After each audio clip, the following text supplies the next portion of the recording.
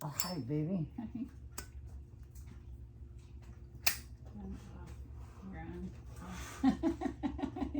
You're on.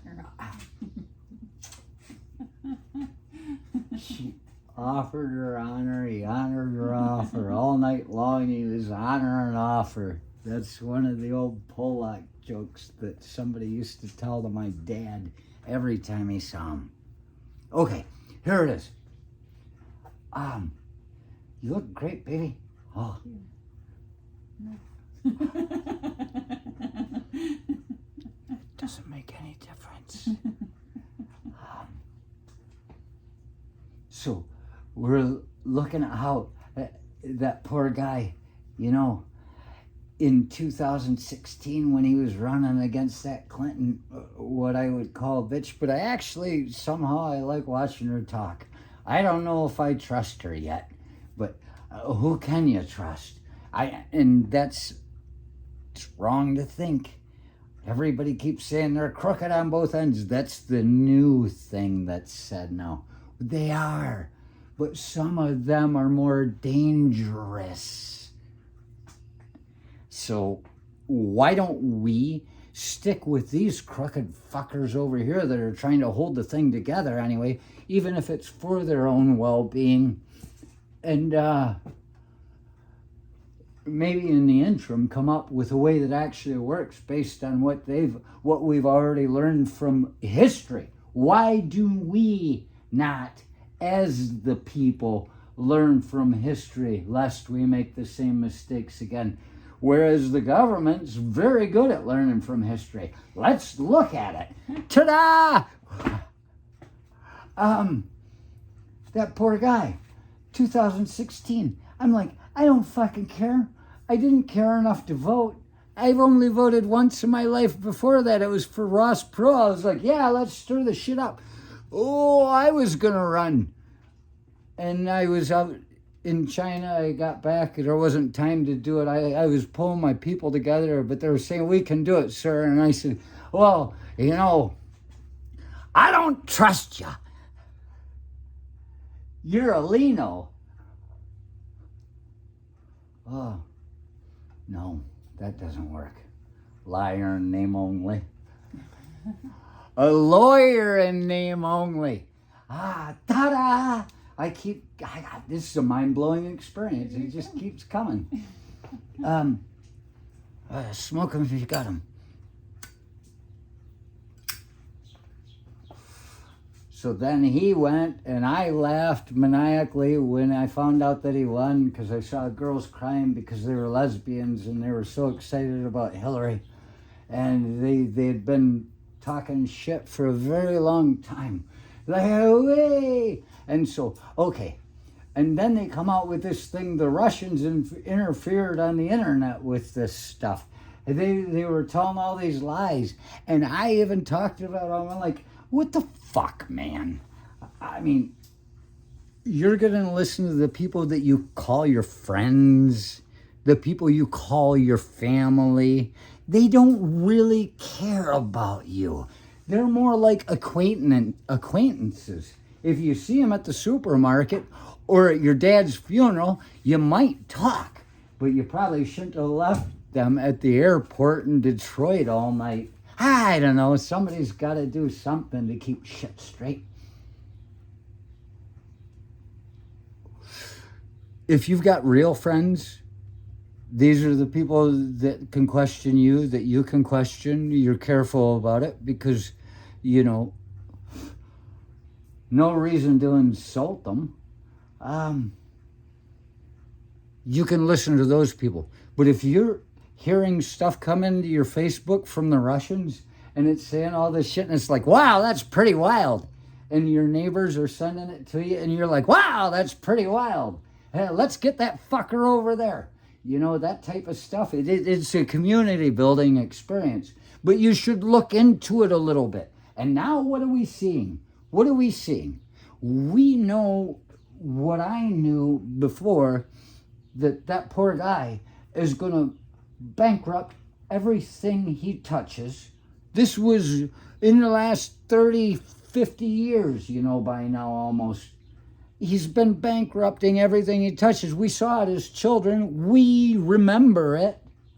I'm not talking about her and me. I'm talking about you and me and her.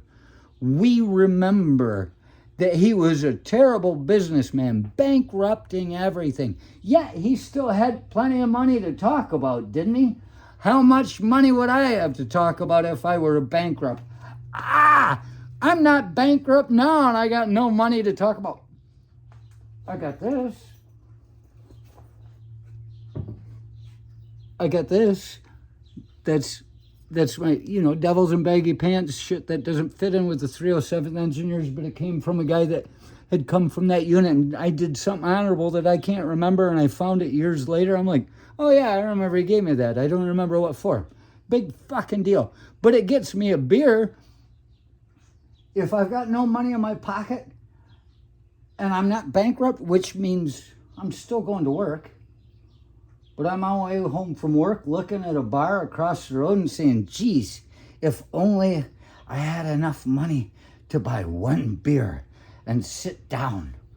And, hey, I just walk in and say, any veterans in the house? And they all admit to it and say, show me your coin. That could get me drunk all night long. These fuckers don't have these things unless they bought them, and it's not real. You can tell by looking at it if you're holding a real one.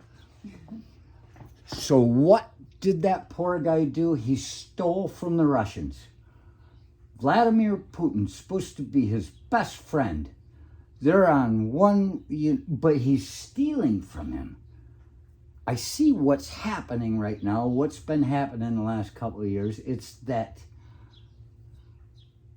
the Russians played all this bullshit in this stuff. If that's whatever it is, they talk about it, it's alleged. And we've all got relatives that believe this shit. You go, how could you fucking believe it? Look at that, it's written right down. Oh, you don't read. Oh, you listen. Oh, you don't listen. You hear. You hear what they're saying, and it's like the Fu Chu, man. You pull out the stick and it says, and you read the book and it says, a parrot will speak your name today. You are just a parrot, just repeating everything mindlessly with no concept of what any of it means to everybody you meet. And this is what that poor guy did. He stole Russia's maneuver.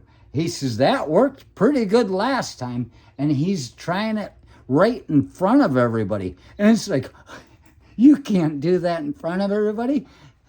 They know you're lying. They know you're lying. But some people, it's Kevin Costner, baby. You got to believe the lie. This is why they work on the evangelicals, is because they want to believe something so much, and they're already pre-programmed it in themselves. Not only did they quit believing in Santa Claus, they picked something else to believe so they could attack Santa Claus.